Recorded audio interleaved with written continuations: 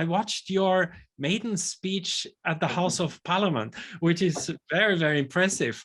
And in such a historic place as the House of Parliament. So that's a very heavy responsibility. I saw that the House of Parliament, I read up on the internet, it was founded of England. The Parliament of England was started in 1215, which must be one of the earliest democratic institutions. And you represented Cambridge, so maybe we can start with that. Yeah, sure, absolutely. So very good to see you all. And I prepared a few thoughts and slides about my research and various other things. But to be honest, given the numbers here, it might be more fun just to talk about whatever you're interested in, rather than me just monologuing or pontificating about things. And I mean, you ask about politics. So I mean, I've had various careers as an academic at Trinity and elsewhere now, doing real proper research. But I also always juggled that with politics. You were a research fellow, and also later on you were teaching fellow as well. Yeah, so I was a research fellow at Trinity, and in fact, I still remember I, by sheer luck, happened to be in Great Court when the results of the JRF competition were announced. I lost track of what days it was, and I'd gone in to complain about a bill that was wrong. Which year was it? Said, are you here for the announcement? And I thought, well, no, but may as well. And it was, of course, wonderful to have my name read out. And I remember two people in particular came over to congratulate me. One of them was my PhD supervisor, Shankar Balasubramanian. And I think Shankar's spoken in this forum before. Utterly brilliant scientist, created Solexa, which is now Illumina, and really transformed genome sequencing. And so Shankar came up to me and said how pleased he was, and this meant I could really focus on science and research for this fellowship. And Martin Rees, the master at the time, also came over to me. I've known Martin for a long time as well, and he congratulated, said, this is really good. This means you can really focus on politics and changing the world. I thought, thanks, both of you. Thank you very much for that. So I've always tried to juggle the two of them. And if it's interesting, I can give some sort of self-justificatory reasons for why. If it's not interesting, I won't. But yes, I did become a member of Parliament in 2010, and it was a bizarre experience. You asked about when we became democratic. I think it's a bit more complicated than that. So when I did tours of the Houses of Parliament, I would try to set it in the historical context. As you go from one, I don't know if you've ever been to the Houses of Parliament. No, if you start off on the western end, there are the royal rooms. They're basically only used just before a state opening. They have blue carpets. They're very ornate, and they sort of represent the absolute monarchy that we started off as. And I mean, I say started off as, we still are, in law, a monarchy. The monarch can still refuse to sign any legislation they choose. Now, they haven't done so since the early 1700s, but given that they are asked to sign something, they can presumably not sign it. And there are lots of things which rely on the Queen's consent or the Prince of Wales' consent to happen. And we already know that Prince Charles does tend to comment around these things. So we still have that history. What happened in 1215 wasn't really becoming democratic so much as saying that the barons were also important. And the big transformation then, if you actually read Magna Carta, it's essentially about the rights of barons, the rights of very, very large landowners not to have their wood taken by the king. It wasn't a sort of democratic constitutional reform that we think of very much now, but it was the power of the landowners on that scale. And I come back to power because while it did lead really to the formation of the House of Lords, we'll come to the Commons later, it was the people who had power. So we still have an unelected upper house. It actually used to be a bit more interesting. So it was the big barons and people like that, who are the sort of the people we think of as lords now. We have bishops in the House of Lords. We're one of, I think, only 3 countries in the entire world that gives clerics legislative power as of right. It's quite a bizarre thing when you think about it, but we do it. The 3 are us, the Vatican, where I can sort of understand it rather more because, you know, that's literally what it is, and Iran. You know, it's a very strange club that we're in, that we say, congratulations on being a leader in that religion, you get to make the laws. Very, very weird.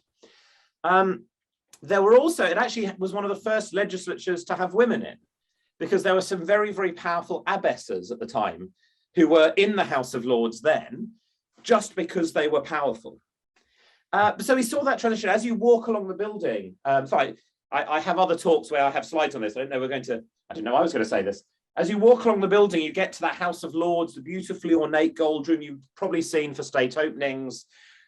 And that's where power moved in around 1215, because the king could do a lot. There were very powerful monarchs, but the lords mattered. And then with the rise of trade, really, the people started to matter, because there were financiers, there were people who were definitely not lords, didn't control large amounts of land, but it's now mattered what they thought, because the guilds, because the financiers, the traders, all of that started to matter. And so the king and the lords could say, we want this to happen, but the people who were funding things started saying, yeah, but we don't want that to happen. Or just, you know, towns, cities started to matter more. And that really meant that the House of Commons, which had started off as this very, very weak, you know, place where a few of the plebs were allowed to meet in a chapel, and it was literally in a chapel that just happened to be free, it started to become more important. And so gradually it drifts along to the House of Commons, despite its name of the common people being more important. And I think the person who really cemented that was one of my predecessors as Member of Parliament for Cambridge, probably the most famous MP Cambridge has ever had, Cromwell. And of course, Oliver Cromwell had a particular view on the role of lords and monarchs. I don't agree with everything he did, just, you know, to be clear, but, you know, there were one or two things I do. And that really developed the primacy of the Commons. And so again, you see that history and that change reflected in the building. I have to say, if you go past the Commons chamber, the next thing you find is a Sainsbury's in the road. And that perhaps says how the power has moved even away from the democratic elected things into business areas. But, you know, let's stop that to there. So while there is an amazing history, because we've never really had a proper revolution, because we've never really had a complete change since 1066, really, we don't have a written constitution. We don't have a thing where everybody sat down and said, look, how should this actually work? There are lots of things that are in place because they've always been in place. So we're not in many ways a proper democracy. You know, we still have it so that a number of senior bishops get to vote on legislation. We have a whole different church law system. We still have lords who are there by inheritance right, sometimes elected among others, the most bizarre electorate in the world. We do have some democratic institutions as well. Some of this history is quaint and lovely. Some of it, in my view, is really damaging to a country that tries to look forward. Let me just give you one quick illustration, then I'll shut up and see what else you'd like to talk about. Just imagine for a minute. Imagine in your mind what would happen if Britain stopped being a monarchy, if we took the crown away from the Queen. Can you imagine that? I see some nods. What you've just done is a criminal offence under the 1848 Treason Felony Act. To imagine that is a criminal offence. It used to get you a free trip to Australia with no return. I think it's now life in prison. It is truly bizarre. And Adrian, I know, is a lawyer. There may be other lawyers here. Do look it up. But the word used in the legislation is to imagine that. It's specifically a criminal offence. So it's a very strange system. Imagining is hard to prove in court, I guess. I wasn't aware of this, but I mean, I'm born in Vienna, Austria. So when I spent altogether 13 years in Cambridge, first, like you, I think a similar path, PhD and fellowship. And then I was tenured lecturer at Cambridge at the Cavendish. And I mean, I'm always amazed by UK, by how it all works in a very, very excellent way. And of course, it's got its rough edges like everywhere, but it works very well. One thing I would be very interested is, I mean, your path is very uncommon. You are an amazing scientist, and then you switched to Parliament, and now you are back into Jesus College. So maybe it would be very interesting to hear like the background of that story, you know, why you took these very interesting decisions along the way. I mean, you could have been aiming to go in the footsteps of all the Nobel Prize winners at Trinity, for example. So yeah, no, look, I'm happy to try to paint a story, and again, tell me if it's interesting or not interesting. I hadn't realized you were born in Vienna, so my parents are both academics, but they're both Eastern European originally. So my father's family also came from Vienna. Oh, really? They got out in 1933. They're a Viennese Jewish family and could see what was coming, and managed to get to Australia essentially as tailors. And they had a tailoring business. It was one of the few ways to get a visa there. My mother's family were from Poland. Given the timing now, so they were foresters in Poland, and when in 1939 Poland was invaded, the half of the family on the German side were all killed. The half on the Russian side fled south into what's now Ukraine to flee the Soviets. And there's a certain sort of parallel in the Russians coming back and people fleeing exactly the other way. And then via Siberian slave labor camps in Uzbekistan and Paris, they ended up in Australia because it was one of the last places still taking refugees after the war. But they met and they became academics in Cambridge. And so although I can sort of tell this global story, and it sort of does define me quite a lot of my values, I grew up in Cambridge. I grew up within a kilometre of Trinity, and had a very, very interesting lifestyle. And it's one of those things where just, we all experience our own families, but I'm absolutely aware that having two academics, one a psychologist, one a mathematician, certainly helps in some ways. I mean, it probably explains odd things about me as well. So I had that wonderful experience, and I was interested in science and in how people think, and I had an interest in the world from a very early start. And so, when I was young, I didn't really know what I wanted to do. And in fact, my plan was to do law. My plan was to do 2 years of natural sciences at Trinity and then switch to law. And it's one reason I went to Trinity. I didn't really get round to doing the law bit, though I have actually just started, and later this month have my very first law exams for an undergrad degree I'm doing. So, and then in October I have my resits when I fail all my exams, this month. We have the Vice Master coming later in July, I think. Interesting. On the Vice Master, I've been talking to Louise about a couple of topics. One is a Trinity law tech hub, because I said I was interested in tech. And I was on the board of the UIA last year, which is sort of the civil law lawyers sort of trade association. And I had responsibility for legal tech on that committee. And I gave a talk at the Madrid Congress on Law Firm 2031. And it transpired that very few people of my age, or even a bit younger, have any real knowledge of law tech, legal tech. And we all realized we had to go back to our former educational establishments and try and encourage the study of law tech. And so I did that. What I also did, going back to Vienna, I did the University of Vienna summer school in 1979 in Strobel on the Wolfgangsee. And so I keep in contact with the summer school. And I went back to the principal and he put me in contact with the guy who runs the law tech hub at Vienna University. And we had an interesting sort of conversation there. And it's quite interesting how law tech is really being taken quite seriously in Vienna. And also Northern Europe and the Germanic states, but still not quite worked its way through into the UK and the USA yet. But interesting. Well, so I think there's a very good combination, I think, of tech and law. And I'm trying to get Trinity to sort of establish it on the science park. So I think, so I mean, I should say, if you haven't realised already, like any politician, I can talk about things for an hour or two, whether I know about them or not. I'm a lawyer. I do the same. But we have actually done a couple of things around law tech at the centre I now run at Jesus College, which I was going to mention later. Interesting. So, happy to talk about. I think one of the big challenges, I mean, it depends which bit of law tech you're talking about. I mean, some of the sort of natural language processing to look at contracts and so forth, that there's beautiful stuff around that.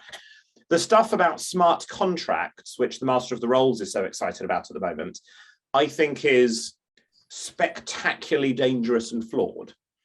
As you know much better than I do, contracts often have words about reasonableness and other language, and there are ways of saying, yes, I know this is what the precise wording of this is, but that's not how it should clearly be applied. We have the whole law of equity. Mm-hmm. There's, we have all of that. Mm-hmm. And I think that attitude is actually completely fundamental, incompatible with automated smart contracts.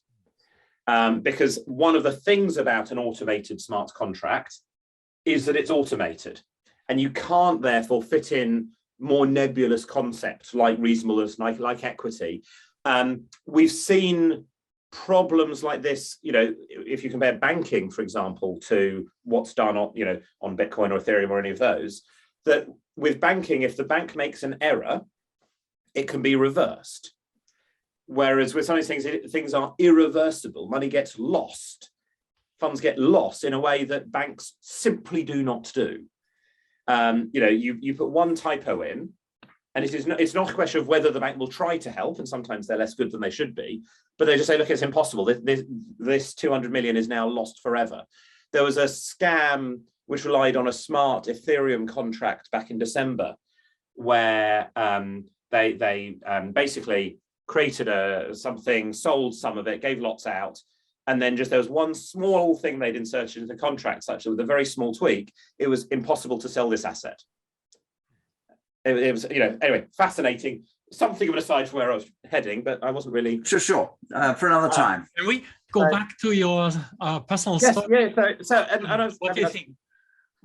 So I was also just reflecting, my first real experience with Trinity, just to say, was a somewhat salutary one. So just before I came up as an undergrad, I was selected to be in the final round of the Maths Olympiad selection course. Mm-hmm. And that was run in Trinity, and was an amazing experience. Lovely for a schoolboy to be able to spend time in Trinity. And I remember having the final exam in a room it's now the bar, but it was a sort of big meeting space, and it was a 4.5 hour exam with 4 questions. And I was clearly good enough to be one of the 16 people there going for 4 places or whatever it was. And I worked solidly for 4.5 hours on these 4 questions. Each question was marked out of 7, and I got a grand total of 0. I had, in 4.5 hours, written a total of nothing that was worth a single mark. And it was actually quite an interesting experience to say there's a level, and I was just, and I clearly wasn't too far below it, but this was above it. It was one of the starkest experiences I've ever had. Anyway, but yeah, so while I was at Trinity, I had a great time. I had what I still consider to be the best room in Trinity. Which one? B9 Angel. Oh, okay. How can you do better than have a college label you as B9 Angel when you arrive? There's just nothing like that. I've stuck with that. It was an amazing place, and I had the freedom to interact with lots of brilliant people, to learn, to explore, to test lots of different things. And there were brilliant people who were friends, brilliant people who supervised, people who enabled us to do all sorts of weird and wonderful things. And I took advantage of that. So did things around the United Nations and set up the Cambridge Model United Nations site around the World Conference. I did some psychology on the side. I actually set up, I'm now jumping to my PhD, I set up a small business. There's all this biotech going on. And I and 4 other Trinitarians, I think 3 of us ended up getting JRFs at Trinity. One's gone on to do VC. 2 of the others are brilliant scientists. One went into finance and various other things now, and me. Set up a company to try to make it easier to collect virgin females. And particularly the fruit fly variety, you know, I'm sure there's money in other ways, but it's a really important lab tech space. And again, it was wonderful that we had the flexibility to do that on the side. I mean, it was I don't know how many of you have set up businesses, but it was a success on almost every single front. So we won a government award for innovation. We secured the funding we needed. We had lots of people who wanted to buy the product. We had, you know, a full page in the New York Times on one occasion. You know, everything was absolutely wonderful, except for the small detail that the product didn't work. And it turns out that ultimately it does matter. And so in the end, we wound up the company, but learned a huge amount from it, and made a small profit for various reasons. And it was a really interesting experience for how to do that. You know, the investor was actually very happy with us. And I learned an immense amount from trying to set that company up, even though, as I say, ultimately it didn't work.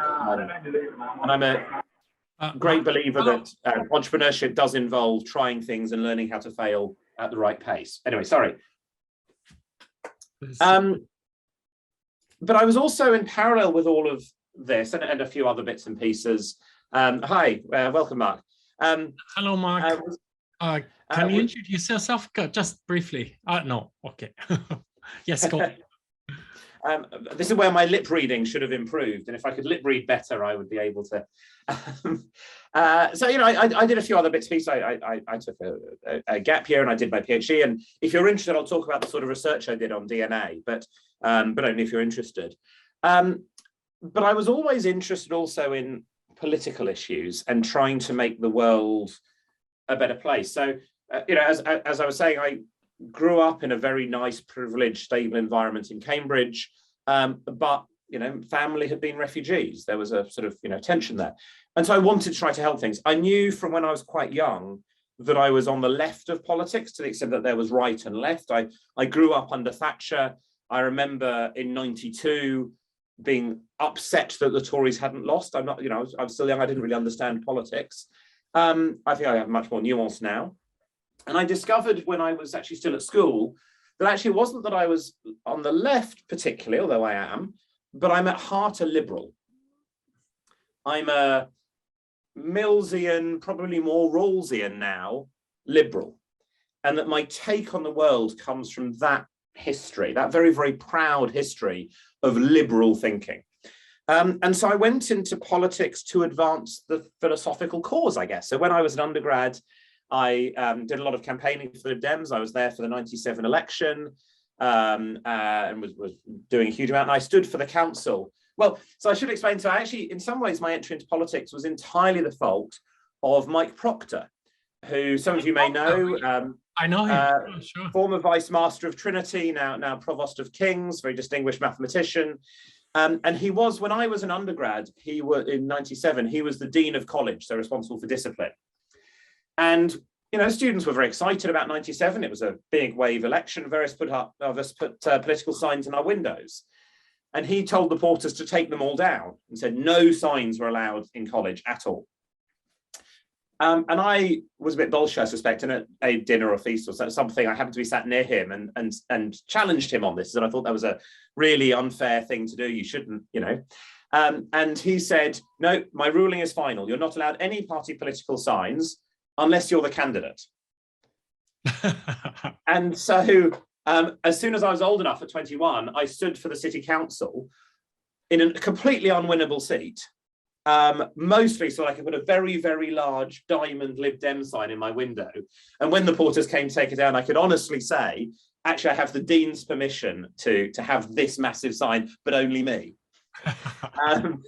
And so it was really Mike Proctor who got me into that. So I owe a lot to Trinity. But I did then stand more seriously. I spent 8 years on the County Council in Cambridgeshire, which was, again, an interesting experience. It had been a very, very old, very traditional council. I remember when I was elected at the age of 22, being told by my group leader, it's really exciting, there's 2 really young councillors for the first time ever. The other one's 33. And I have to say, well, now 22 and 33 are basically the same. Back then, they were completely different. And then I actually decided to focus on academia in the end. I got a lectureship at, and again, I'll talk about academic research if you're interested. But my predecessor, David Howarth, who'd been the first Lib Dem MP in Cambridge, a brilliant lawyer, unexpectedly stood down. And having worked very hard to get him elected the first time, I thought, here is an opportunity. But it wasn't that I'd ever wanted to be an MP. It wasn't a sort of, here is my vision of a career that ends up in. It was caring about the issues and wanting to try to deliver them as best I can. Now, of course, like any politician, I will justify my own rationale. But it was very much that. And so I was elected in 2010, and which was very bizarre. And again, I'm happy to talk about any aspects of politics or anything else that you're interested in, or not if you don't want. But it was a very odd experience. So I was elected at 5 a.m. in the morning on the Friday, almost exactly 12 years ago now, almost to within the hour, and was elected. And the first question was, what government should we form? So unlike most organizations, we get some sort of induction, what is the job? How do you have an office? Where are the toilets? All of that happened later. The first question was, what government should we make? And as you know, it was the historic coalition. And again, happy to talk about any of that if you're interested or not. The one thing I would definitely say is that while there were problems with it, I think it was the most functional government, certainly in the last 15 years, we've had in the UK. Definitely. I'm pausing in case there are questions or threads you want to pick up, because otherwise, I can monologue for many hours, but I know what my voice sounds like. So I'm going to have to unmute myself on that. Yeah. I don't know if you can hear. Hi. Yes. Sorry, I'm late. I'm not sure if you've ever met professionally, Julian. I was an undergrad slightly before you, and actually I'm from the northwest of England, growing up through that period where you became a Liberal Democrat. And actually, I was in Westminster in '97. Although I've got a science degree, a neuroscience degree. Anyway, we all end up where we are. I happen to be outside a cafe in Oxford at the moment.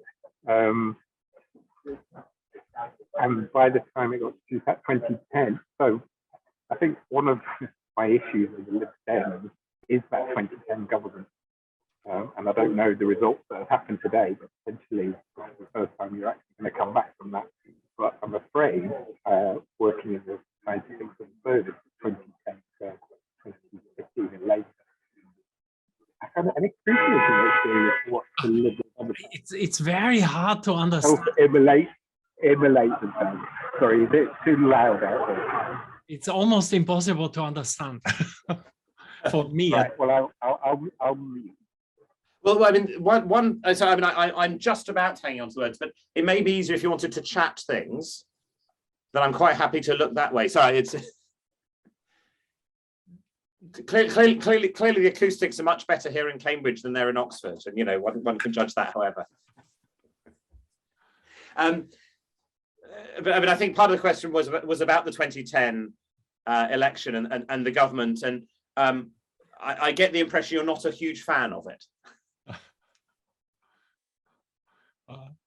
I think we should keep out of political dispute. I'm very happy to. And actually, I mean, if you can chat and just even tell me like the headlines of the things that you would want to say, because Mark, the best is if you use the chat for your questions, because acoustically it's very hard to understand. Yeah. So, and so while I wait for something to come up in the chat, I think 2010 was really difficult.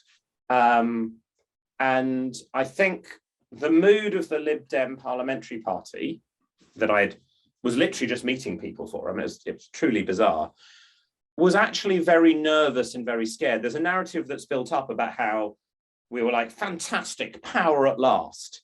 I saw some amazing articles about Nick Clegg, who I actually have a lot of time for, though I disagree with him on lots of things. And I remember having somebody explain to me once that Nick was actually a Conservative who joined the Lib Dems because it was an easier way to become Deputy Prime Minister, which always strikes me as one of the most remarkably bizarre approaches. I mean, quite why anybody would think that the best way to become Deputy Prime Minister would be to pick the third party, I have no idea about. And I think part of the problem was that there were bad options and worse options.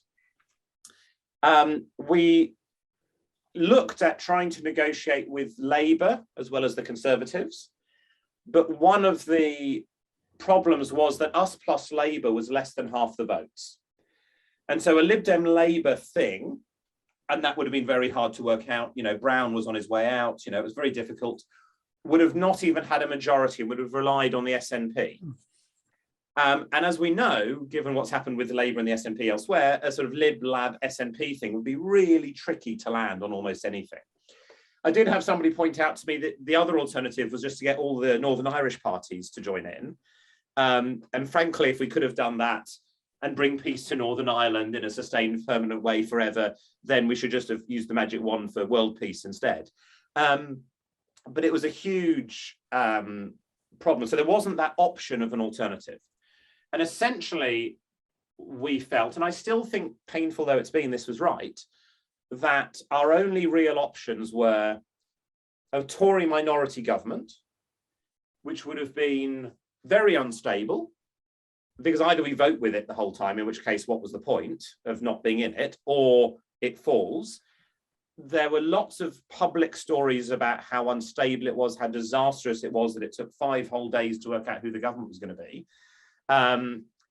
And the Tories would have just gone back to an election later in 2010 saying, look, we know the Lib Dems can't be serious. We know we don't want Labour. So you have to vote for the Conservatives. So it could have been a confidence and supply agreement, as you put in, Mark. And I think, and we did consider that really, really carefully.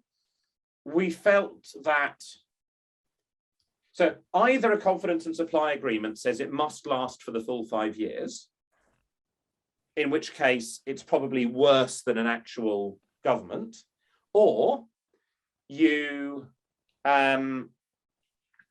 simply say the Tories can cut and run anytime they feel like it, in which case, in my view, by the end of 2010, there'd have been a majority Tory government. And I genuinely think that would have been worse. I'm happy, you know, I may be wrong, but I found it very hard. The other thing that's bizarre in the UK, as opposed to almost any other country in the world, it goes back to what I was saying ages ago about the bizarre monarchical structure that we have, is that Parliament doesn't control spending. And so Parliament essentially cannot, you know, in the way that in most countries you could have a parliamentary agreement about spend, and certainly you can in you know, other bits of, you know, of Europe and elsewhere. The Tories would have been able to make all the cuts they'd wanted to make, and we could just, you know, and we could maybe have said, well, we didn't vote for it, but the truth was there wasn't a vote anyway. So we went for the option of the full-on coalition, not with great joy and triumph, a determination to make it work, and a fear that it was the best of a set of bad options. History is always fascinating to retell and rethink. I'm just looking around because I have a book here, which is, I hope you can see that, Prime Minister Corbyn and Other Things That Never Happened, part of a series of counterfactuals that have been produced. And I wrote a chapter in this about what would have happened if only a few votes had been different and there'd been a small Conservative majority in 2010. And it only takes a few thousand votes to be different. And we have, I'll try to see if I can find the exact numbers in here, but anyway, fewer than 20,000 votes would have to be different to have an absolute Conservative majority and a completely different narrative. Anyway, so I hope that gives, you know, some rationale of it. How much direct, as an MP, how much direct power do you have, you know? I mean, you are just one out of a number of votes, no? And I think there's this system of the whip, so that it's hard for you to not to join your party in voting. Isn't that right? Yeah, so it's there's a series of interesting questions here. I mean, so firstly, you have as an MP an immense amount of power, but nobody tells you how to use it. Okay, yeah. And a lot of people don't want to use it in various useful ways. And there's also questions there about party politics. Let me just first pick up on, just as an MP, you can do things to bring things to people's attention. Mm-hmm. So, you know, I work with a lot of campaigning groups now. Mm-hmm. And sometimes one of the things they'll be trying to do is to secure a debate about something or to just get an issue raised in their House of Commons. And you'll get a triumph for some organisations. You know, we managed to get questions asked about how often something has actually happened. Now, sometimes look at those and think, as an MP, as any backbench MP from any party, I could have achieved all of your wins this month in about 5 minutes. So I just write the questions and put them in. The ability to get things to people. I produced, with the help of a very talented guy, Matthew Cleaveley, a charter for entrepreneurs. Mm-hmm. So this was 2011. Because I was concerned that the Conservatives, although they kept talking about wanting to support entrepreneurship, they kept talking about cutting corporation tax as the way to help entrepreneurs. Now, most entrepreneurs that I know of who are trying to set things up, certainly in the Cambridge context, corporation tax is something you only ever pay if things have gone incredibly well. And so while, sure, if this is a success, making a bit more money would be helpful, what they were saying is it was much more important to have seed money available at the beginning, ability to move really fast, to try things out. You know, they would talk much more about immigration policy and say, look, if it takes us months to secure a key worker, that destroys our business. I would happily pay a couple of % extra corporation tax if this works for a sort of 10% higher chance of success. And so we did a piece of work on that. And the question then is, when you write something, how do you get anybody to look at it? And this charter this was an act of parliament, the charter you mentioned? No. It was a series of ideas and proposals and ideas for things. But so what I did was I actually tabled a question to the Chancellor, George Osborne, what assessment he'd made of the charter. Oh, okay. And so when it came round to that question, we were both in a chamber. Now, and the point of a question like that isn't so much his answer, but in order to give an answer, he's forced to read it. He or somebody senior enough in the team has to read it, because they don't want to say it's a very nice idea if it then turns out they hate it, and they don't want to say it's a silly idea if it's actually exactly what they've been saying for a long time. And so George, you know, had a copy of it in his hands to wave to me and said, look, it's extremely interesting and I'd happily talk further about it. You know, and it's a very powerful way to get right to the central government and say, you will read this thing. Mm-hmm. And finding out information. You know, if a question about how much money has been spent on disabled access in stations, whether or not, whatever the numbers are, asking it means that a whole series of people have had to go and find out the numbers. Okay. And the fact that people are asking a whole series of things suddenly means there's data available and they've had to look at it. And it goes all on record. It goes all on record. No? It all goes on record. It elevated, people have to suddenly think about things.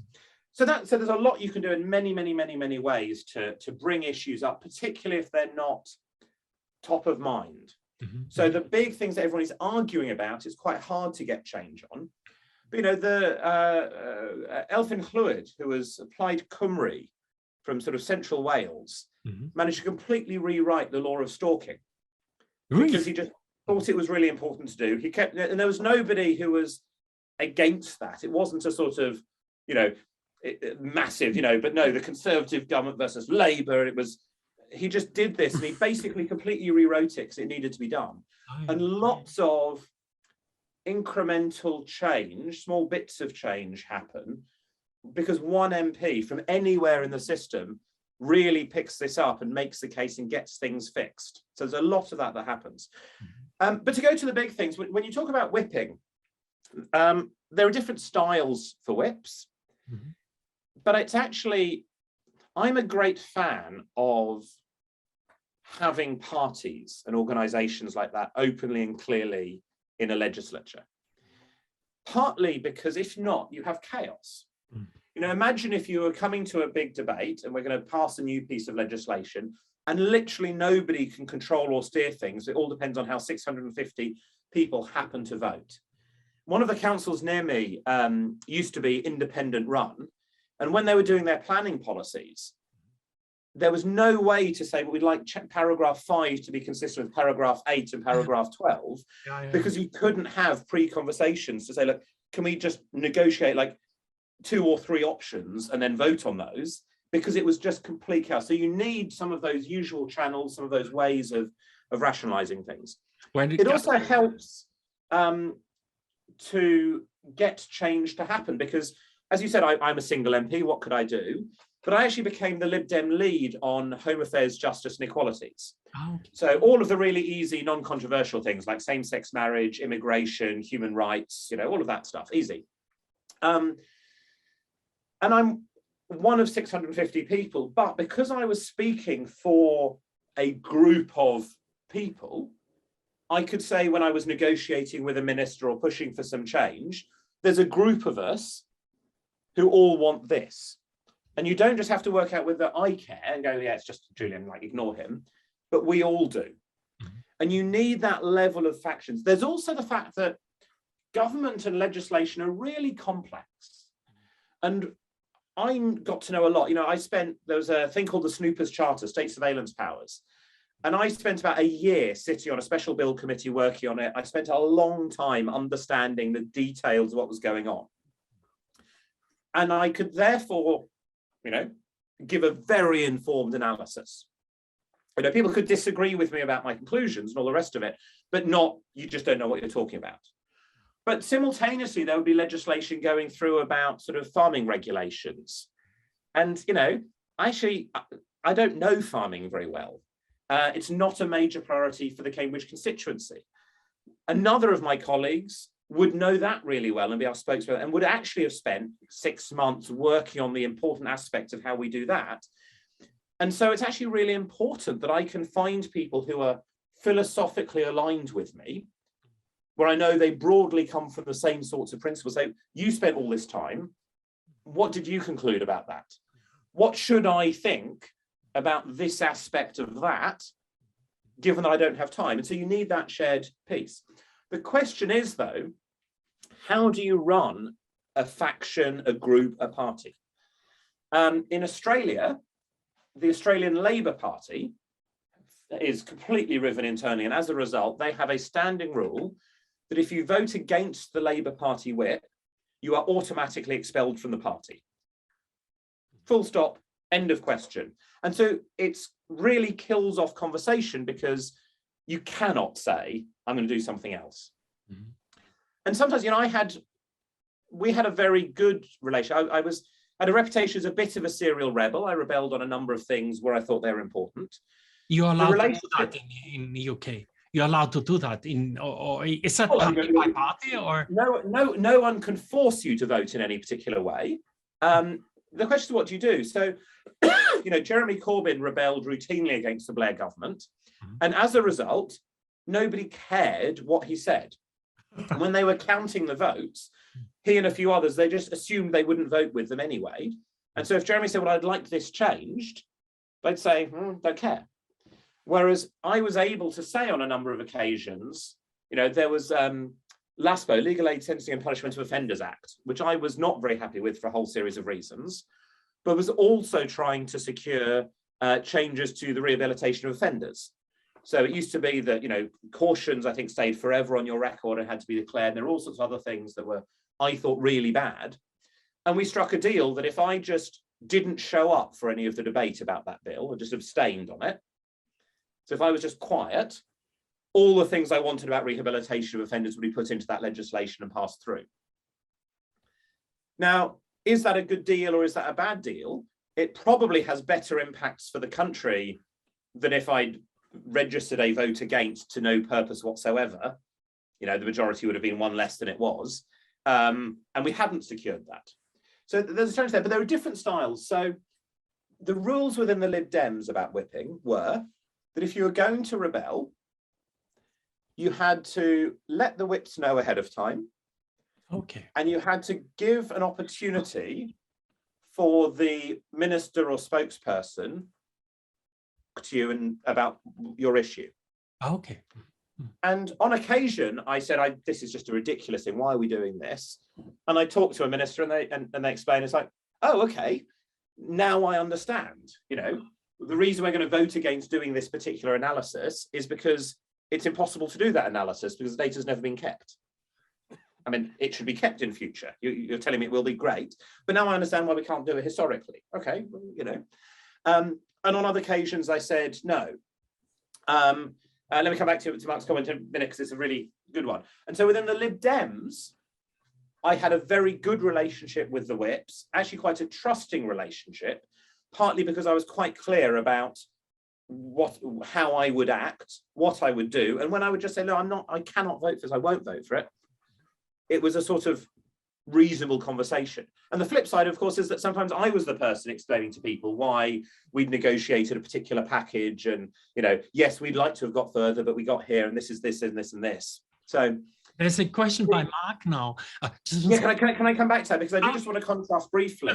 I don't want this to be a party political thing. I mean, I think everybody should be a Liberal and a Lib Dem, but apparently there are other people elsewhere in the world who have different views. You know, I'm liberal enough to accept that people are entitled to their wrong opinions. But the Labour Party in Westminster were always famous for having a rather physical attitude to whipping. And so there were various stories of people being held up by the throat against a wall to stop them. I remember on one occasion where there was an environmental amendment that I was pushing with Jeremy Corbyn and Caroline Lucas, where a group of Labour whips formed up physically to block Labour MPs who were planning to vote that way. And they just sort of literally stood there. The Tories notoriously had a more psychologically focused approach to whipping. And there was a story I was told by a former Tory whip, so I can't prove that it's true, but he told it certainly, which was that a Tory was going to rebel on something. They said, look, I'm really sorry about this. I've never rebelled, but this is something I've campaigned for the opposite of for 25 years. I just can't do that. And the chief whip, or the chief whip of whoever it was, said, I really understand that. You know, I understand this is just an important matter of principle for you. You know, and I totally accept that. They just passed him over a small piece of paper. And he looked at the paper, went white and said, of course I'll vote with the government. And the piece of paper just had his mistress's phone number. And there are lots of stories about that. You'll see some of them in the press. And it's just a different style of operation. So, Mark, you talk about behind closed doors and paternalism. And hasn't Twitter killed that? So I think that's a really, really interesting question. And I think we are seeing huge problems with some of these things. And I think it's partly because politicians have behaved very badly by trying to hide some of the realities of what's happening. And so one of the nice things about party politics, actually, is that it can be quite honest and decent. You know, I'm sure you've all experienced workplace politics where you all pretend to be on the same side, but there's actually a certain amount of backstabbing and, you know, an aggression, and you can feel quite aggrieved when somebody attacks your positions when you weren't expecting it. And there's actually something more open about the fact that in party politics, you know, I got on very well with the leader of the Labour group on the county council. We got on very well, we were, you know, and we would have our disagreements, but they're entirely friendly. That, you know, I'm now giving a speech saying why your proposal's a really bad one, but it's not because I think you're an idiot, and there's no sense in which you ever expected me to think anything else. And so we can do that and then have a drink afterwards. And that happened. And behind the scenes, when the cameras were off, broadly speaking, most MPs got on quite well in around 2010. What didn't happen, I mean, you know, in a group of 650, there's always some people who are just prats. There are a few who are really nasty, toxic, you know, or at least I think they're nasty and toxic. They maybe think it's me, you know, but, you know, again, they're wrong. But there's always a few who are more difficult, but generally there was that sense of, you disagree, we'll have this conversation, then we'll move on and talk about something else. And I worked with people around the select committee table, for example, who were spectacularly different in their views. You know, Mark Reckless, who's now a UKIP member of the Welsh Assembly, was a Conservative MP, on things like internationalism and, you know, Brexit and the sanity of tearing the country apart. He and I really do not see eye to eye at all. On some other things, we got on really well, because we could actually, you know, have that constructive conversation. There's lots of others in that way. But what started going wrong, and I think Twitter is part of it, is that the presentation became much more hostile. And the public persona was that politicians didn't get on, and that being pure, I'll say Labour, but it's only because of the political situations, and I don't think it's just a Labour thing at all. Being pure Labour meant hating Lib Dems and Tories. and so on in all the other directions. And I think that's really toxic. I remember a very senior Labour MP came to do a bit of campaigning in Cambridge, and they had a big argument with some of the young Labour activists because they were a good friend of mine. We worked together on lots of things. They were shocked at the line that the Labour people were putting out, because most people in politics there for good reasons. So Twitter has made things difficult. It has made it harder. I think the problems we're having with, I think Parliament is dysfunctional at the moment. And I think that's partly because you have a very large government majority. And I think that just makes it harder because it makes any independent thought much harder to achieve. You know, it's just hard to achieve things. I think it's also because a lot of good people left. You know, the purge of the Tories, you know, the Ken Clarks, you know, there's this whole set of them who are forced out, who agree or disagree with them. They were interesting, thoughtful people who are trying to achieve good things, but many of that experience was lost.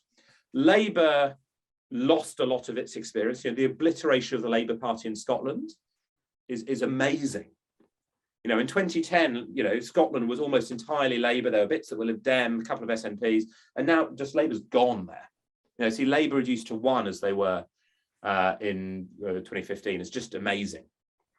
And so I think Labour has lost a lot of good people. And again, the Corbyn era pushed a number out and sidelined a number. The Lib Dems, we've lost so many people as well that, you know, there's, I think, some good people. It's just too small a group to have. The Nick is now at Facebook, I think, no? Nick is it? Well, we can come back to that if you want to, but yes. And so I think Parliament has been taken over by the extremists.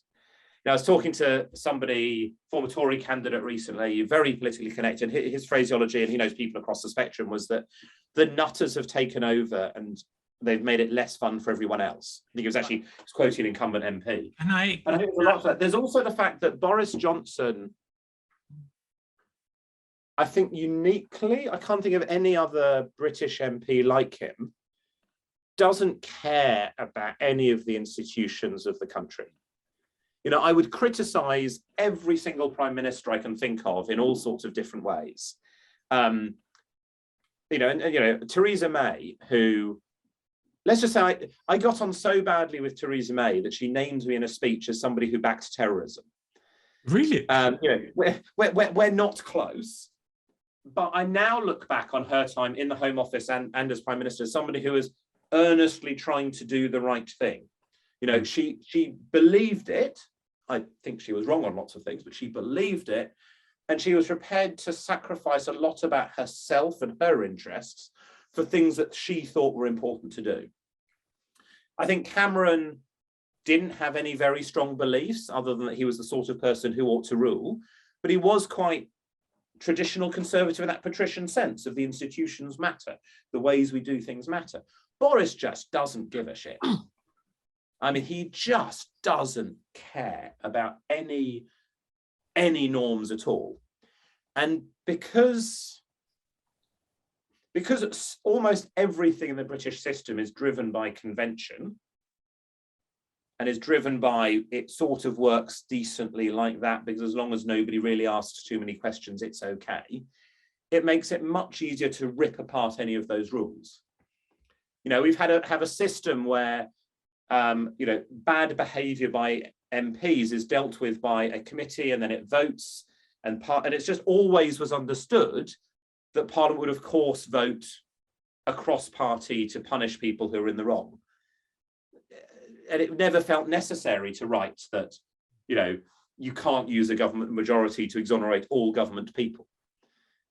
And he's just ripped that apart. You know, we have this incredibly lax ministerial code which relies on the Prime Minister to decide whether people have broken it.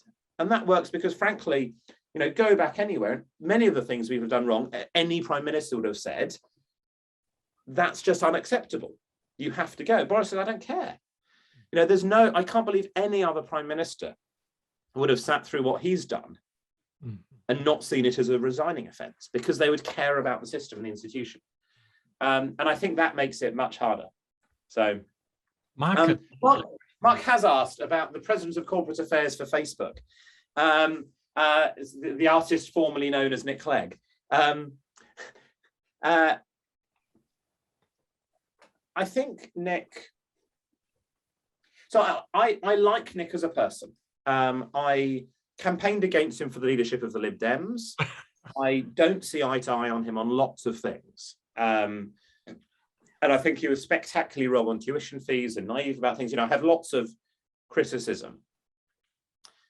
But I think he is remarkably committed to trying to make things better and to really improve the world, the country. He's a real liberal, he's really principled. However, for some people, principle means saying, here are my values and I will not compromise them. Nick takes it in a slightly different way. And I think he's prepared to bury himself in a whole lot of shit to make a very bad thing not as bad. And I think that's what he did in the coalition.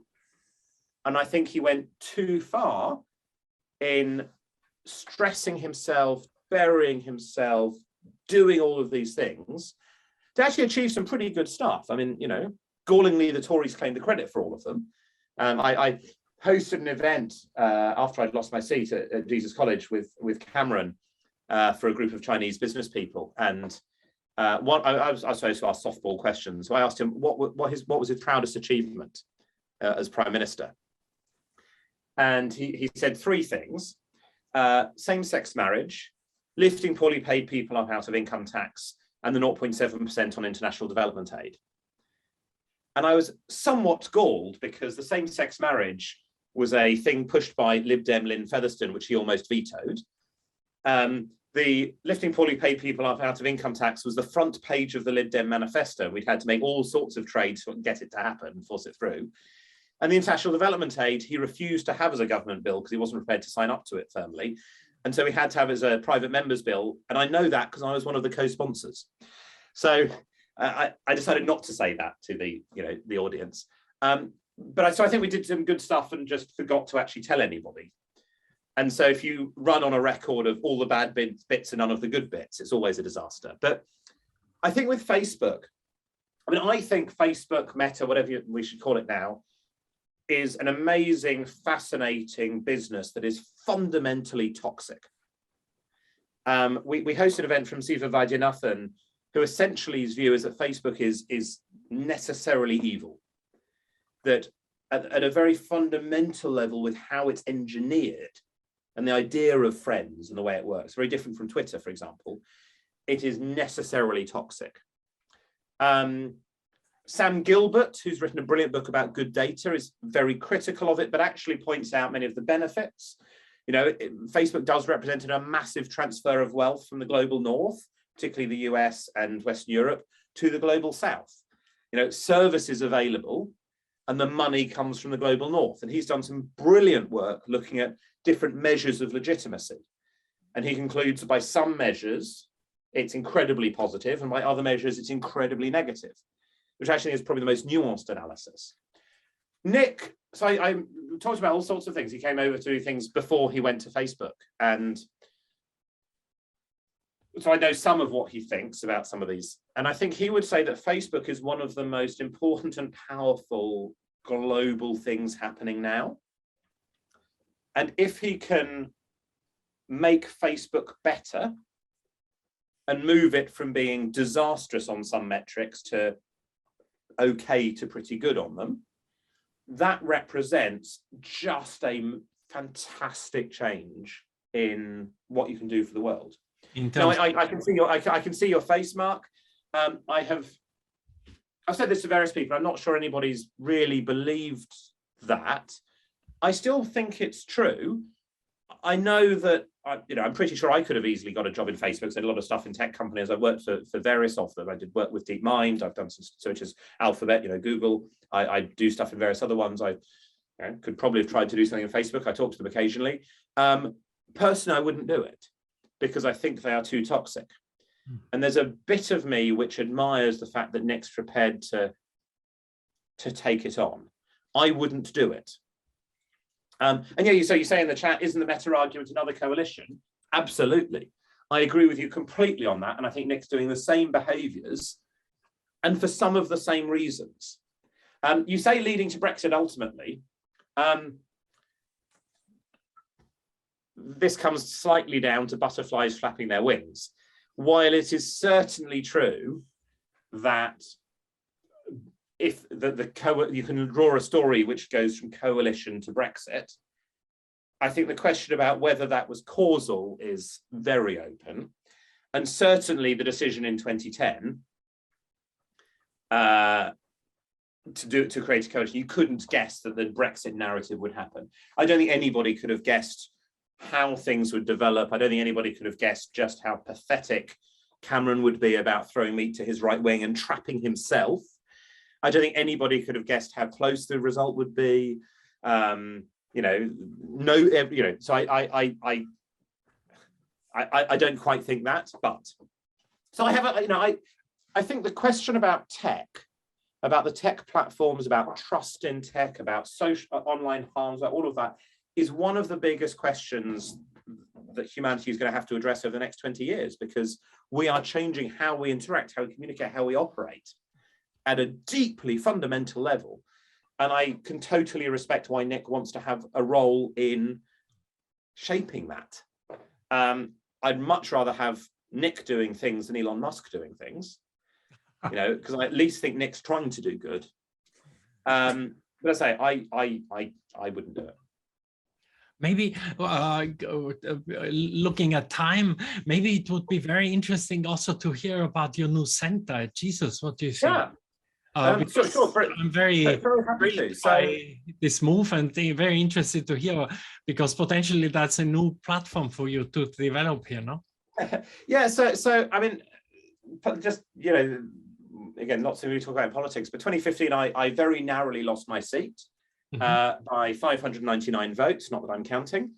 What was somewhat more galling was that I had just over 130 people who came up to me afterwards, a lot of students who said, had I realised it was going to be close, I'd have voted for you, but I voted Labour to send a message about who you should work with in another coalition. And I had to resist the urge after the first few to say, next time email me, but there were, quite a lot of people who thought I would win, and therefore, anyway, not that I'm bitter.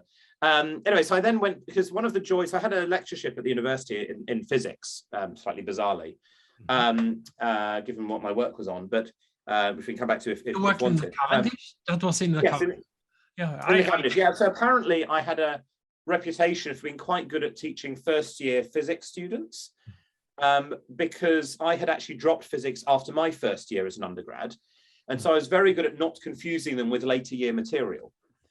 And the reason was I didn't know any later year material, and so I could only talk about the stuff they were supposed to know. But I was technically on leave while I was an MP, and in the wonderful archaic ways of the university, I had a 5-year probationary period, most of which was done while on leave.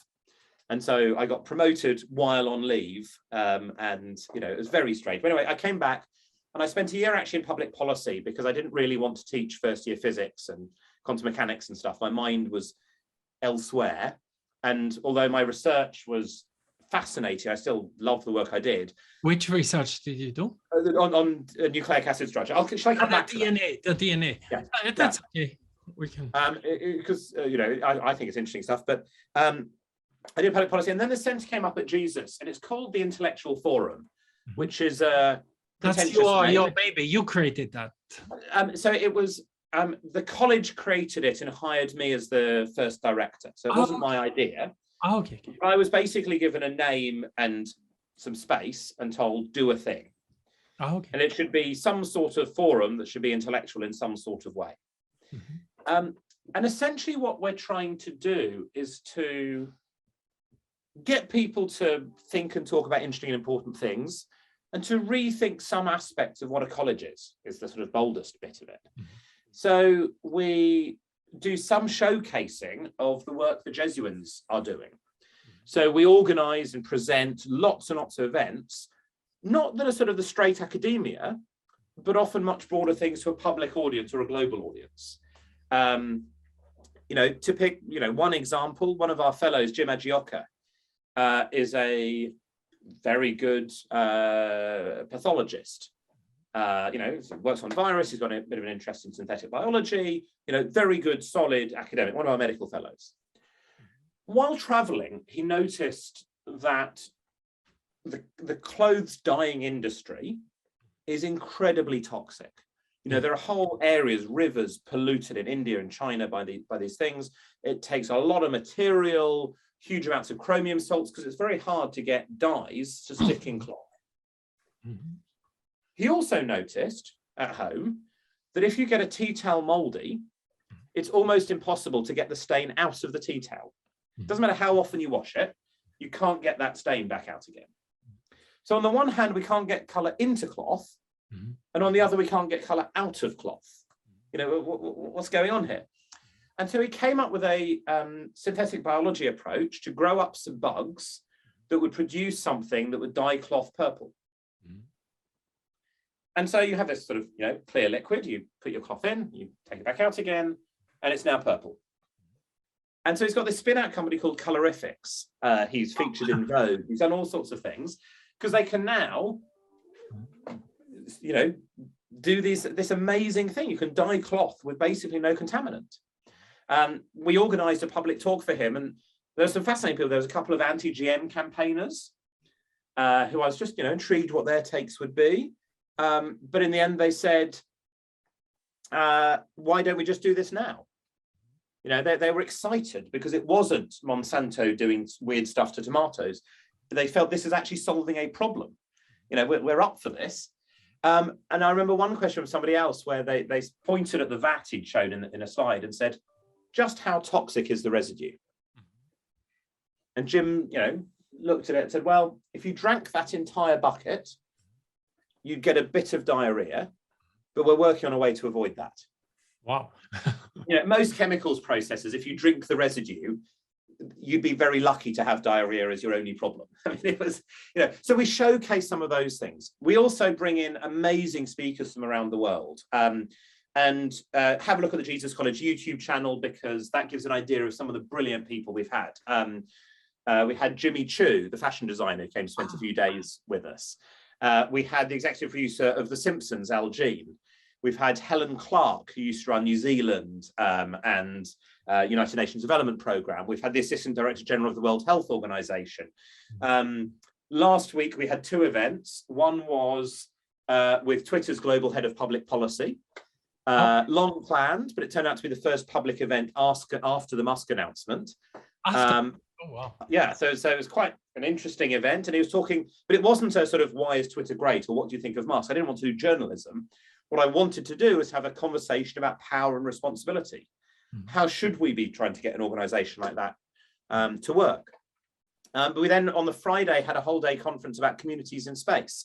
So we're building the Cambridge workshops on community in space. What's the law that applies to space tourists or space workers? What are the health consequences? How do you think about them?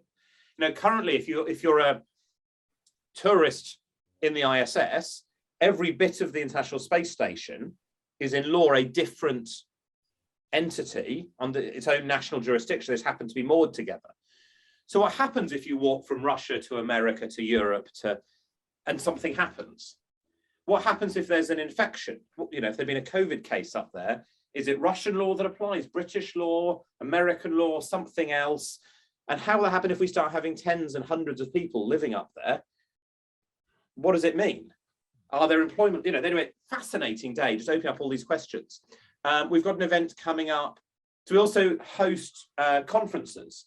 And again, getting people together to think about amazing things. We've got the second, we've run one already, summit on a thing called universal ownership.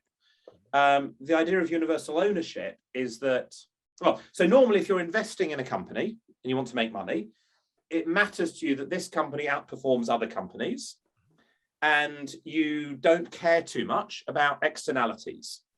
You know, I'm sure you're all familiar with economic externalities. If there's some pollution or some other things, it's not your problem. Now, you may have a moral driver to care about it, and there may be legal drivers, but it's not, you know, your main issue. On the other hand, if you are a very, very large investor, like a massive pension fund, then you own a slice of everything. The companies that you're competing with, you probably own a bit of them as well. The externalities, well, they don't affect any particular companies necessarily. They affect all the other ones you're involved in. And so there should be a very different way of thinking about it, that your ability to pay a pension to people in 30 years' time probably depends more on how society is doing and how the economy is doing than which stocks you happen to pick and exactly what balance you used of different investment patterns now. And if you accept that premise, then as a big investor, you should care for your own financial self-interest in things like climate change, biodiversity loss, antimicrobial resistance, the levels of education, political inequality and segregation, because you will not be able to pay pensions in 30 years if things get flooded. And so we are working with some of the biggest pension funds in the world to, and they're coming to spend 3 days with us to think about how to actually implement that. You know, we had, the first one was very badly hit by COVID. And so we only had $1 trillion of assets in the room. It's a very small number. I think this one is going to have 3 to 4 trillion, depending on whether a particular person gets over health issues in time. And we're going to focus on things like, so Sally Davies, the Master of Trinities, we're working with Trinity a bit on this. It's quite funny being in a room where Trinity is the second poorest institution. That's not an experience many of us have all that often. Jesus College being the poorer one. But Trinity is quite remarkable. But if we could get all of these global top investors to say that antimicrobial resistance, for example, Sally's big thing, is a priority for them, because the entire agriculture sector will be destroyed if we don't do things about this. And they all wrote to companies saying, we want a clear policy to eliminate inappropriate use of antibiotics within a year.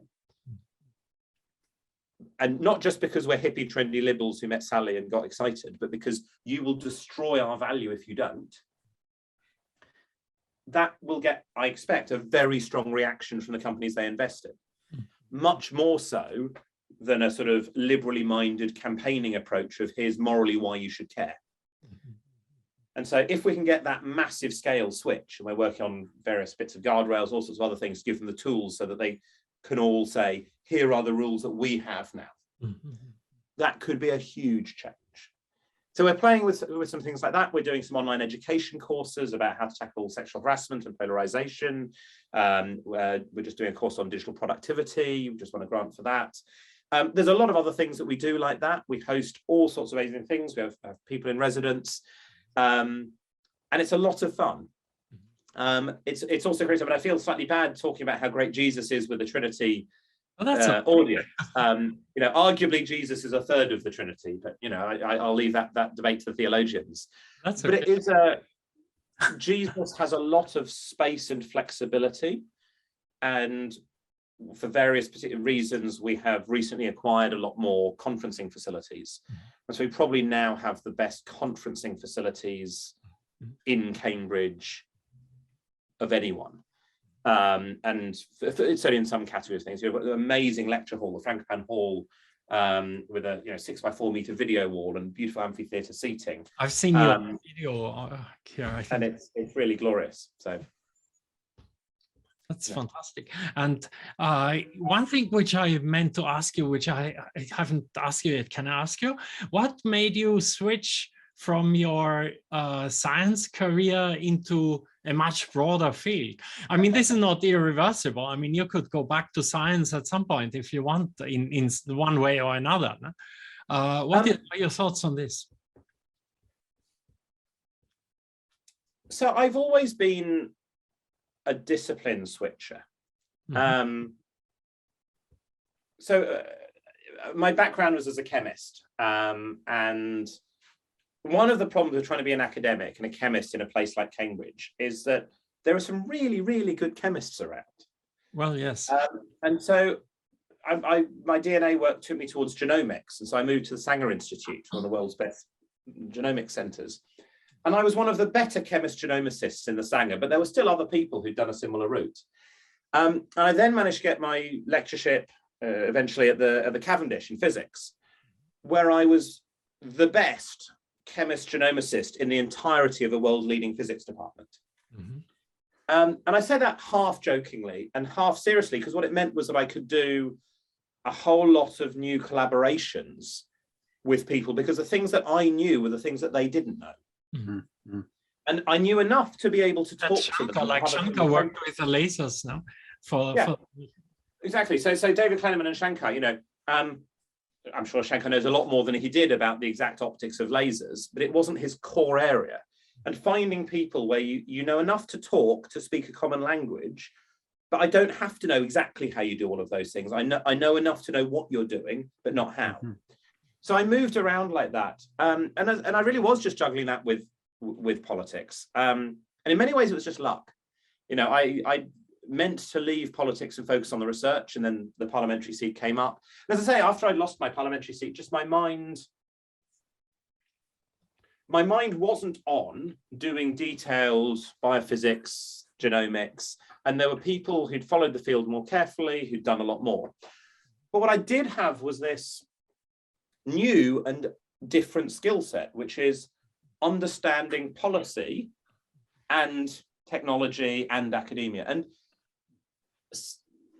I mean, in some ways, my career since 2005 has often consisted of stating the obvious to people who don't know it. And that sounds a little bit harsh, but to some extent, some of the advice that I give to groups about how to achieve policy change, you know, campaign groups, is blindingly obvious if you've been an MP. It's not if you haven't, but having spent 5 years doing this, it's like, oh, well, okay, I can just glance at this and tell you what's going to happen. And so I've used, so I now work in lots of different areas. You know, I did a lot of stuff on, there's a thing called DeepMind Health, or was a thing called DeepMind Health. So DeepMind is possibly almost certainly the best true AI company in the world. Amazing, you know, AlphaGo and all the rest of it, utterly amazing.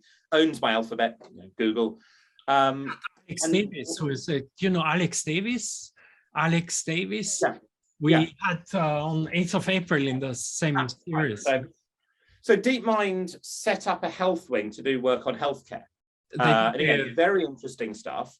And they had the vision, Mus Suleiman, one of the DeepMind founders, that there would be public concerns about doing things in health. Because it's one thing doing this beautiful, you know, complex AI. Healthcare people really care about. So I had this fantastic idea, which again, I can talk about if you're interested, to set up an independent panel of reviewers to hold them to account and show that they ought to be trusted and trustworthy because there were people holding them to account. And I was one of the independent reviewers brought in, and I quickly became chair because I didn't walk backwards fast enough when Matthew Taylor pointed at me. But the idea was that we would all have independent knowledge and experience to apply to this. But as a result of leading this process for 2.5 years, and it was a very high profile, very controversial. This is ethics. This is an ethics issue.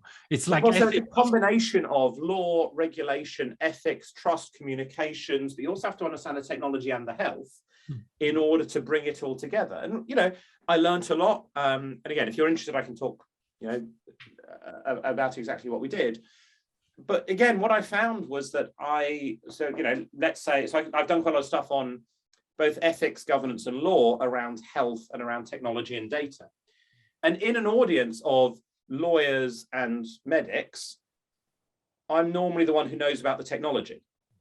When the technologists get together with the medics, I'm the one who can talk to the knowledge about the laws and the regulation and the rules. And again, I'm often bringing the skill set that they don't have or haven't had a chance to sit through. And in some ways, my career, so I do 4 days a week at Jesus, and it's quite broad spectrum. And then I do a lot of other things in the other day. And in some ways, it is about, the only reason I know this is because I told other people I knew it. You know, I advise ed tech companies now about evidence, about research, about ethics. One of the companies, when I started with them, Sparks, amazing company, they were in 3 schools, really ethically driven ed tech, focused on maths in secondary. They're now in, I think, 60% of all UK secondary schools and massively expanding globally. And my role has been to help them with the ethical side of what you do with data, what you do with research. How do I know anything like that? I know it because I did it in health. Why do I know that? But I've now built up enough things that does seem to play. So I mean, I do things. I'm deputy chair of a thing called the Clinical Commissioning Group, which is the body that funds healthcare in Cambridgeshire and Peterborough. And again, that's given me a lot of insight into the nitty-gritty bits of the health system. And so I can help to advise people about, yes, I know it doesn't make sense, but this is how the system works, and that therefore the reason you're struggling to, CMR Surgical, which is an amazing unicorn from Cambridge doing sort of surgery robots, didn't understand anything about how the internal pricing systems work. And I was trying to explain to them at one point, they couldn't understand something, that if you right now came to us and said, for £5 million today, we can guarantee that you'll get £5 million a year of value for the next 5 years, my correct answer would be, I'm sorry, that's not financially viable for us. Because for silly reasons, but they're the reasons, spending £5 million a day would actually cost us 35 million, because we have to hit a particular target to bring in this thing, and we have to do this, we have to do that. And so the way you've structured this thing, well, 5 million for 5 million a year for 5 years is obviously a brilliant deal. On this occasion, it would have been an atrocious deal that we couldn't take. But you have to know that in order to understand what you're trying to do. So I've been able to do a whole lot of this sort of moving around. I keep my toe into the political things. We just had elections yesterday, and waiting for results here in Cambridge, looking pretty good across the country. But I'm also a director of a thing called the Joseph Rowntree Reform Trust, an amazing thing set up in 1904 to try to transform British politics and life. We have a big sister, the Joseph Rowntree Foundation, which is a well-known charitable funder of research in poverty, inequality and housing. I think we're much more interesting because we were set up not to be a charity. Joseph wanted in 1904 us to not be bound by charity law, which has just become a much tighter since then. And so we're free to give money to anybody to do anything in the same way that any private company can. So it's a for-profit organization. It's a for-profit company. It is a company. Okay. We have money, essentially shares originally from Joseph, which we've now diversified, and we give money away. So we don't pay anyone else. There's no profit in that sense, but we give it away. But it means we can do anything. So New Statesman, for example, which I'm sure you all know. The newspaper. Yeah, it was about to collapse, and so we bought it overnight. Really? So we just bought it, ran it for a few months while we found a buyer, passed it on, because the view was that was, a good thing to do. A charity could not possibly justify saying we bought this newspaper because we thought it was a good idea. You'll just get in trouble all the time. And so we've funded for 100 and something years now change in lots and lots of ways. There's loads and loads of campaigns that you will all know, you may or may not support, but you'll know, which we've been backing, in some cases with quite small pots of money, but small amounts of money very early on. One example, we talked about Facebook earlier, and we were contacted by somebody, 2017 election, who said, I'm really concerned about Facebook's political advertising and the fact there's no way to find out what ads are being sent to who. And so parties could be saying completely different things to different groups. I think that's really worrying.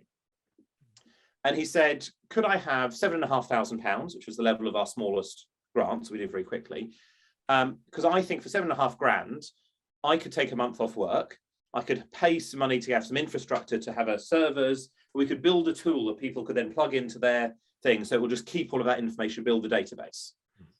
And we said, yeah, £7,500 done. So he could take a month off work, built it. Who Targets Me is now a global thing. It's been working in the German elections, it's been working in the US. It's a huge success. But because we were able to say, yeah, just have a bit of cash quickly, go for it. We're able to really make a lot of change. And it's, as I say, it's fun. We're currently, one of our big projects at the moment is to get people registered to vote. We've taken the view that fixing democracy could unpick a lot of things. Okay. So we've now got increase the participation, to increase. Yeah, exactly. Yeah. So so it's that this one unusually for us is not a partisan thing, where it's sort of broadly left liberal group. We have funded Labour group. We have funded some things on the right, but you know, it's more left liberal. It reminds me of, I think, in Japan, there's also similar, I don't know exactly how the organization functions, but what they do is they train or support women going into politics, you know, because in Japan, the number of women in parliament is, I forgot the number now, it's like 18% or 15% or so. No? You have like 85% men in parliament and 50% women of that order. No? And so and it's hard to become a MP here in Japan, at least. I don't know how hard it is. I mean, you managed to become an MP, but it must be pretty hard. No? And in Japan, I don't know how it compares, but in Japan, they support women, you know, by training and financing helping them with their campaigns and so on. So we do that. I've just put the link to the thing, and you'll see on the grants page a list of all the things that we do. So we've been involved with Windrush. We've been involved with 50/50 Parliament. We've been involved in, you know, many of these organisations where we're very actively transparent about who we give money to. Some are big pots, some are small pots. But yes, you know, we have been very involved with many of those things. Close to power, it says here. Yes, exactly. Close to power, it says. Yes, I mean, that's a very sort of Quaker approach.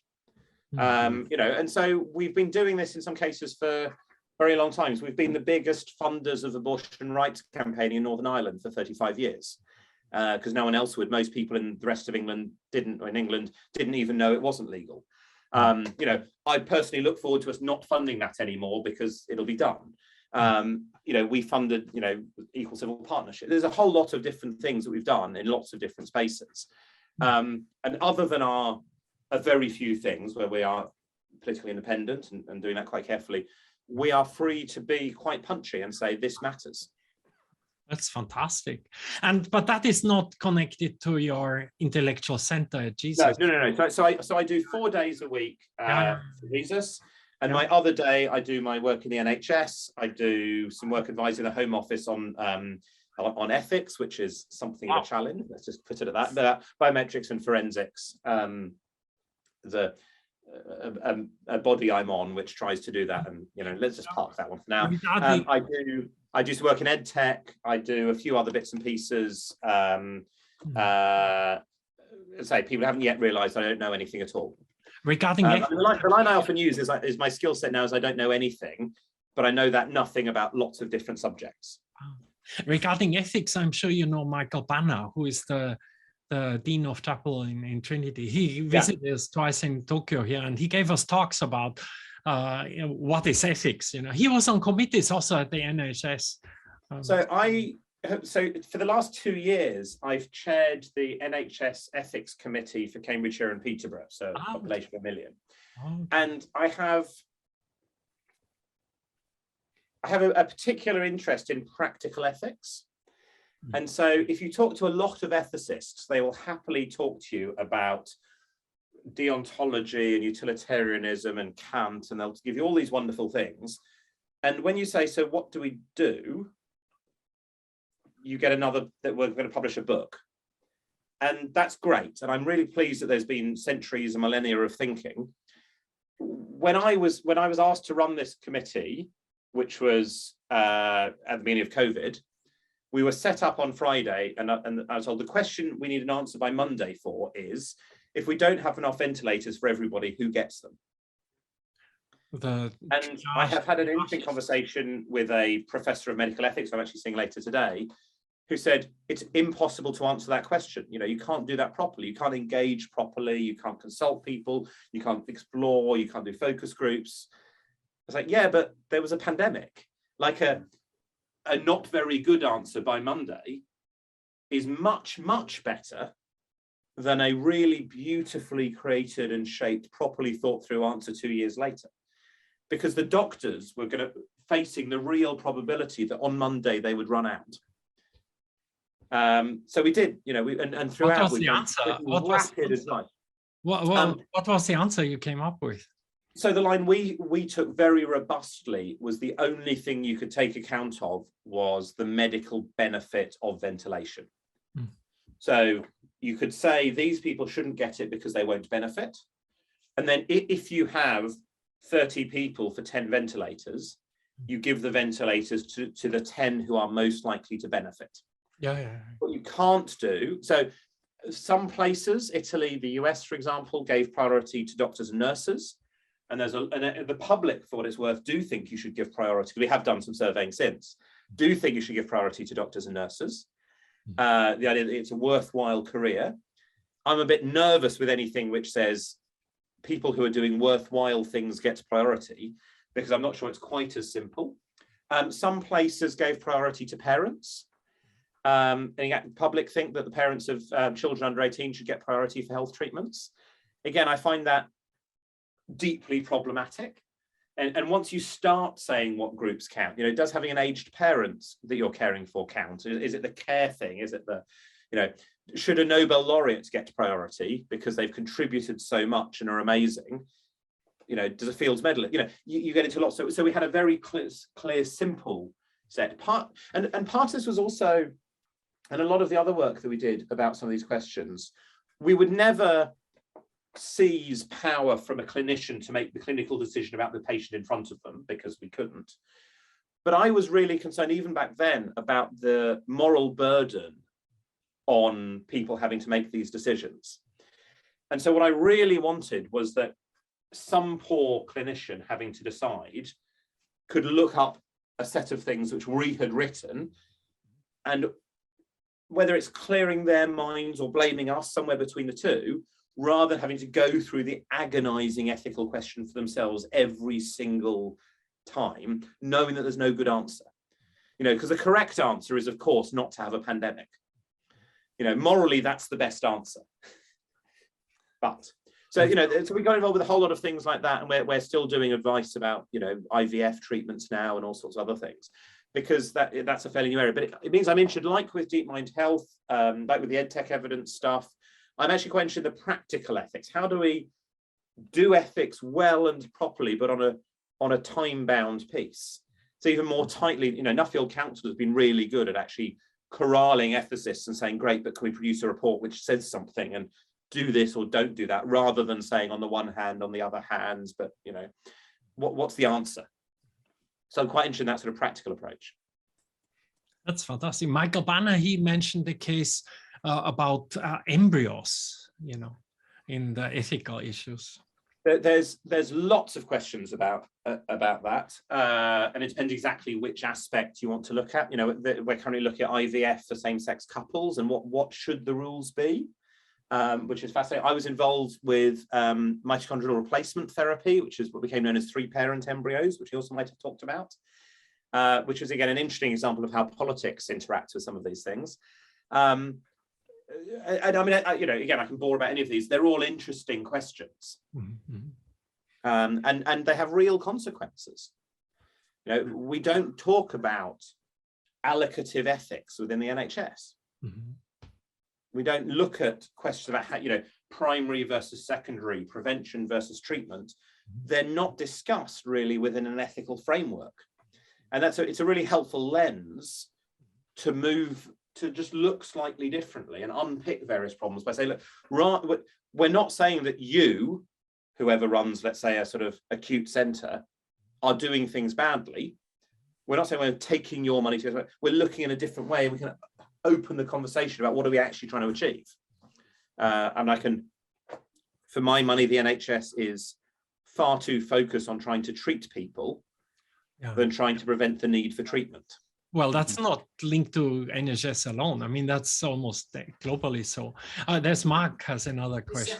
No, I think Mark is apologising for technology problems. Mark, very good to see you. Happy to chat further, and hopefully, I mean, my email address is fairly easy to find. But if I give you my Hermes, well, it's not Hermes anymore, but that will work quite well. I'm happy to chat with any of you. Great, good. I think you mentioned a time limit to your discussion today. So fairly soon, I ought to go, because much as I would enjoy spending the whole day with you all. I'll help you keep your diary working. So if there are any more questions, this would be your last chance, Adrian and Mark and Davide, to address now. I think it's easier to not raise any questions because Julian, you've raised so many interesting topics, and I'm similar. I try and dabble around and also try and be the non-expert bringing experts together, and so I feel I sort of, with a bit of law and a bit of knowing how to do things, you can pull people together in the same sort of way. And it's been fascinating listening to you this morning. And it's sort of, I've got lots of things I want to ask you probably by email, and okay. It's stimulated other ideas I've got as well. So it's been a marvelous 2 hours. Well, thank you. I mean, a lot of my job is finding interesting people and talking to them. Yeah, and exactly. sometimes, it's literally a lot of what I get paid for. And sometimes that turns into things, sometimes it doesn't. Sometimes you never know. Sometimes a small conversation turns into there may be a big new company. They've got 310 million investment to do a whole set of very, very interesting things in a direction. And it basically comes from the fact that I happen to have 2 people who bumped into each other as I was swapping meetings, and turns out they were completely linked. It may all fall, but if there's a 1% chance of that working, that's pretty good value. Agreed entirely. Thank you. Julian, thank you so very, very much for this amazing discussion covering so many topics today. And if you come to Tokyo at some point, please come and join our dinners. Thank you. I have been once in 2001. Okay, if I had known, I had an interesting experience. I was working for a financial software company. Okay. And I had sort of sales side there doing derivatives and things like that. Another fascinating area. But what I remember particularly, some fascinating, I was staying in a very traditional old Japanese hotel, which was ridiculously expensive and not very good, but was getting us much more traction with Japanese clients than our friends or competitors, whichever they were, who were staying in a much nicer, more modern, cheaper hotel. But every time we were asked where we were staying, they would just find the doors were closed. But what I particularly remember was the last night, I'd come back from a dinner, tired, ready to head home. And there was a note under my door saying, Dad called, Mum died. Oh my God. And I tried ringing home immediately. This is before it was easy to do that freely and cheaply. And I was trying to work out, could I get an earlier flight? Could I try and fly back tonight rather than, I thought, look, I'm literally flying tomorrow morning. Like I'm not going to get much faster. And after a certain amount of, nerves, I managed to get through to family and friends. Like, have you heard from anybody? I said, no, why? So I just checking. Anyway, then did talk to my parents, who were fine. And it turns out that the message was supposed to be love, Mum and Dad. Oh my God. Not Mum died. Oh my God. Yeah, that can happen. And yes, it's a slightly different emotional content to those 2 messages. But I haven't been back since, not for any good reason. Well, now at the moment it's still difficult, but as soon as this virus situation becomes more it's a fascinating country. There's a lot of things happening in Japan that I'm really interested in. Actually, some of the aged care stuff and the ethics about care is so interesting in Japan. Japan is very, very active in research on old people. It's yeah. So can I just, before we run out of time, can I just talk, David, you've asked a very interesting question about academia and research in politics. So I was one of 2 scientists in the House of Commons, which gave me I was talking earlier about the 650 MPs. Having a thing that you're known for is quite important. And a lot of MPs, people basically never really know who they are. They sort of, why should I listen to you as opposed to the 100 other people who are sort of another generic whatever. And being a scientist helped in that. And it certainly gave me a sort of insight into everything. It was an interesting challenge, though, because in academia, in research, there's this whole idea of having a hypothesis, testing it, trying things out. And having an idea which you then reject is considered perfectly sensible, perfectly reasonable. It's actually the same in entrepreneurship as well, because, if an entrepreneur says, well, I tried 7 different ideas and then found the one that worked, you don't say, well, why are you such an idiot? Why do you have all these ones that failed? Whereas in politics, there's this bizarre approach that you should never change your mind on anything. You know, Tony Blair said, I have no reverse gear. You know, Margaret Thatcher, that the lady's not for turning. You know, it's a very bizarre approach that you're supposed to know right from the start what the answer is and never budge. And it's a sort of moral failure. And I think that was actually a huge problem. I think there was a bit of a move while I was there towards that of evidence-informed policy making. And there were, and, you know, you don't have to be a scientist to get nature, to get evidence to care about it. Actually, historians are quite good. Lawyers are often quite good at it because, you know, you actually can't do well as a lawyer, I understand, if you don't care about the facts. Whereas what we saw an increase of was the sort of Cameroonian style of being a sort of, if you're in media or PR, where facts are irrelevant. It's, can I persuade people this bridge is brilliant, is more important than does the bridge actually, you know, work. What the many politicians also do is they attack the feelings, no? Not the facts. Yeah, and there's values and philosophies you shouldn't change repeatedly. You know, if somebody comes in saying, I am passionate about this, and then it turns out actually I don't care about it, that's a problem. But to say I came in with a vision of how we could improve education for disadvantaged 5 to 12-year-olds, and then after a year I realized that my idea was a really bad one, I've now got this other better way to do it, great. You know, and in some ways, if party manifestos could say much more about what our values and vision are much less about there will be 2 pots of 6.3 million over this many years available for that, and that, we can actually have a much better conversation. And you know, I wrote something, I should probably put it in the chat. Some basic principles like I won't lie to you or something like this. So I wrote a sort of manifesto called The Generous Society, which was sort of intended as a vision. And it's, I'll just put that in because, you know, I probably should have been selling it more, which is intended as a mostly smaller liberal vision about what could the future be like. And it's a visionary piece. It's not a policy document. It's not a manifesto. It's not costed. But it's about an approach for what is it that we would like to see? What are the objectives? Rather than the details. So I don't know if that remotely answers the question, David. It was certainly helpful, and in Cambridge it was useful as the MP specifically here, just to understand what people were talking about. Because Cambridge is truly weird and was an exception to lots of things that were happening. You know, Cambridge has a particularly large number of people who have Swiss bank accounts, other than people who work in the city. And so when there were sort of essentially tax was taken out of them by force, this caused a huge problem. And the main reason was people who work in CERN. And so they have small Swiss bank accounts because they go to Switzerland quite often.